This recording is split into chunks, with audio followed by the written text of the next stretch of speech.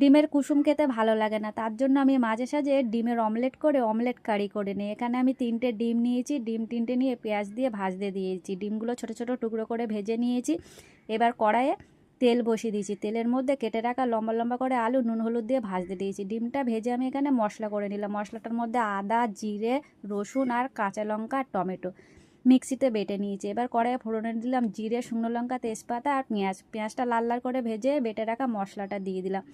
মশলা ধোয়া জলটা দিয়ে তার মধ্যে পরিমাণ মতো নুন, হলুদ আর একটু কাশ্মীর লঙ্কার গুঁড়ো দিয়ে দিলাম। মশলাটা ভালো করে কষে নিয়ে ভেজে রাখা আলুগুলো দিয়ে দিলাম। আলুটা খুব সুন্দর করে মশলাটার সাথে কষে নিয়ে ঝোলের জল দিয়ে দিলাম। ঝোলটা ফুটে উঠলে ভেজে রাখা ডিমের টুকরোগুলো দিয়ে 2-3 মিনিট ফুটিয়ে নিলাম। আর নামানোর আগে দিলাম কিছুটা ধনেপাতা কুচি আর একটু গুঁড়ো গরম মশলা দিলাম, দিয়ে একটু নাড়াচাড়া করে নামিয়ে নিলাম। এটা গরম গরম ভাতে খেতে অসাধারণ হয়। তো বন্ধুরা, আমার রেসিপিটা কেমন লাগলো জানাবেন।